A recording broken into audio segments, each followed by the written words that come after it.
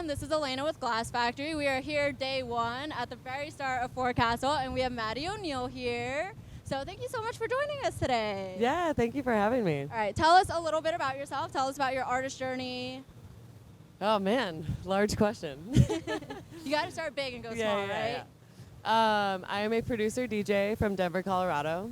I have been making music for 10 years now and touring kind of heavily the last 4. But yeah, I make like electro, hip hop, soul, mid-tempo, funky, soulful, grimy bass music. Yeah, a little bit of everything. Yeah, it's hard to like describe your own music. Yeah, so. No, I think you have like a very unique style because it like just traverses so many different parts of electronic. Let's talk about your recent single, Never Fades. Yeah. What is like the inspiration behind that song? So I'm working on a bigger project right now. It's a 10 or 11 track album. Okay. Still in the works. It's dropping this fall. So that's like the lead single off of the album. Mm-hmm. That song actually, it started as like an instrumental. It was like a kind of like this trappy synth banger. And then like very last minute, I thought that it needed vocals. Okay. So I reached out to my friend Sink, who had done the vocals on All Above Me with Charlie Tuna.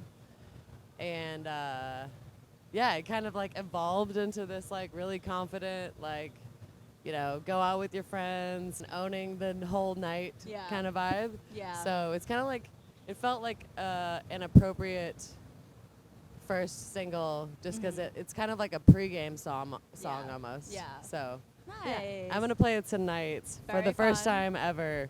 How are you feeling about that? It's always really exciting and terrifying at the same time to play a new song. Yeah. So, yeah.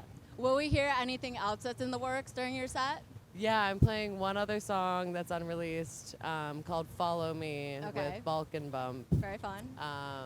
So that's a little earlier in the set. It was actually hard to put together a set for this because it's like 45 minutes. Yeah. So I was like trying to like plan out, play all the ones I wanted to play and also put the classics in there. So I think I'm gonna figure it out. Yeah, well, we're very excited to see you. So this is actually not my first time seeing you. I've seen you at summer camp once before. Oh, cool. So it had to have been years ago, but I know you're kind of like a summer camp, like local, yeah. And you're going there on Sunday. Yeah. Is this your first time in Louisville? No. So, dude, I have tour brain so bad right now. But I've definitely played here before. I think the last time, it's been a while. I think I played here with Cherub when I was on tour with them. Yeah. But I forget the name of the venue. All good. I don't know any venues down here. Okay, so cool. even if you said it to me, I'd be like, I have no idea what that means. So, yeah, I played at a venue here at some point in time. Yeah. What do you think are some of the similarities between like the crowd that you've seen in like Louisville area and then the crowd in like Central Illinois? Well, I don't have enough experience playing here to really absorb the culture. So I'm excited to play today and like really see what it's all about. Yeah. Another cool thing about just my music and the festivals that I'm ended up on is that I'm playing a lot of these crossover festivals where it's not just electronic music. Very cool. Which I'm really pumped about. You know, it's like a huge compliment to me when I can play stuff like that. It makes me feel like I can reach a broader audience and like it is reaching a broader audience. Yeah. So it's cool to be able to branch out and play stuff like this. So. Yeah, very cool. I hope you are able to gain some new fans after today. So you've collabed with quite a few artists, kind of like across the electronic scene. Who would you say has been one of your favorites? Okay. I would say definitely the Closey collab that I did, Zest Please. Yeah. That was a really special collaboration because we wrote it like during the pandemic, like mid 2020. Yeah. And like early. Well, yeah. I guess the pandemic was 2020 into 21. Still kind of is. Yeah. Like early on, and we were both kind of like, we were struggling for like inspiration, like writing wise. And like when we kind of came together and made that song, we both kind of like brought each other out of this like weird writing zone. Okay. And she's just a badass. Yeah. And we kind of wrote a song that didn't sound like either one of us, but kind of sounded like both of us. Yeah. You know?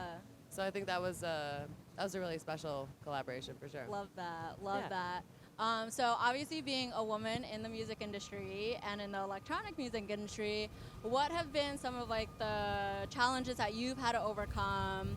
And I guess like, you know, following that, what piece of advice would you give to female producers?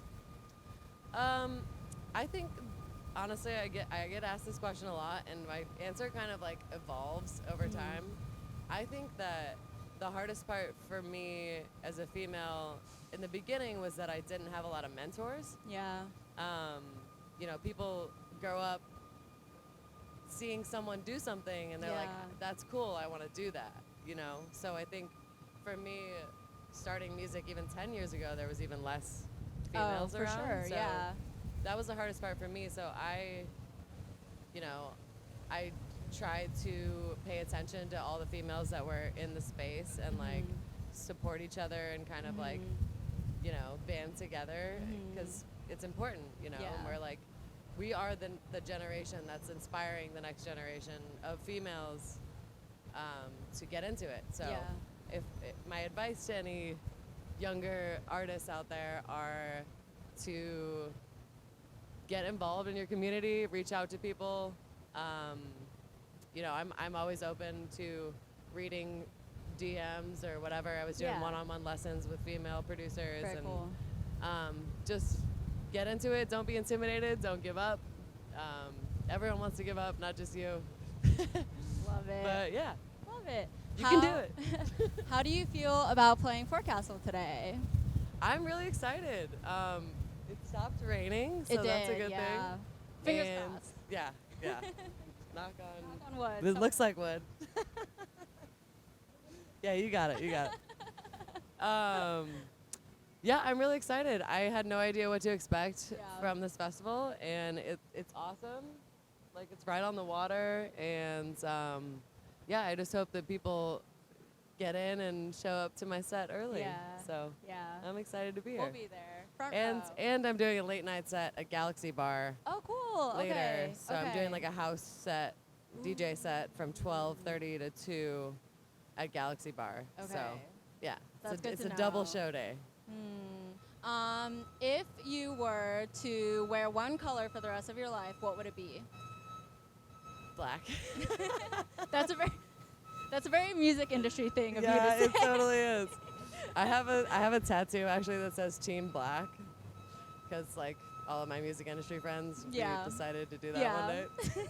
Love it. You have some color on today, though. Yeah, no. So like the new thing is all black with the pop of color, but if I had to choose one, gotta go.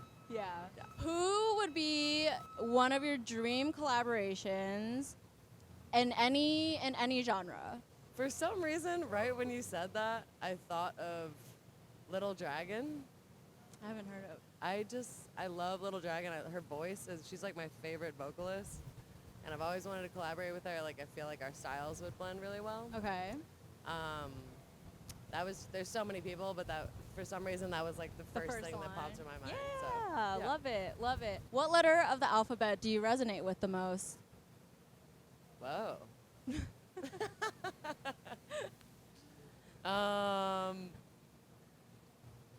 I don't know. Is it cliche to say M because my name starts with an M? No. Would it be uppercase M or lowercase m? Definitely uppercase. Okay. Because I feel like I think about that letter a lot because Yeah. like logos and like trying to like make it into a design. Yeah. Yeah. So, yeah. Okay. Cool. Yeah. If you were to drink one kind of drink for the rest of your life, what would it be? Alcoholic or non-alcoholic? Oh. Okay. Well, if we were talking about alcohol, I would say Fernet. Okay. It's like an aperitif. I've been drinking it a lot. Okay. It kind of tastes like black licorice, but it's awesome. Yeah. Other kind of drink. I drink a lot of polar seltzers. Okay. So like seltzer waters. Yeah. Like, yeah. Yeah. I'm all seltzer. I'm Yeah. all seltzer. Yeah. What is your pre-show ritual? I do high kicks Okay. in my green room. Okay. Usually. Like try to get the blood flowing. Like Yeah. some people like do like jumping jacks or something, but I always just like do high kicks. Yeah, warm up the legs. Yeah, you gotta warm up the legs, gotta get the Yeah. blood flowing, get pumped. So usually I'll like sit there for a moment, visualize the whole thing, then I'll start pacing, and then I'll do high kicks. I respect it. Yeah. Yeah. whatever gets you in the zone. Yeah. In the zone. Yeah. What is one of your dream festivals or venues or like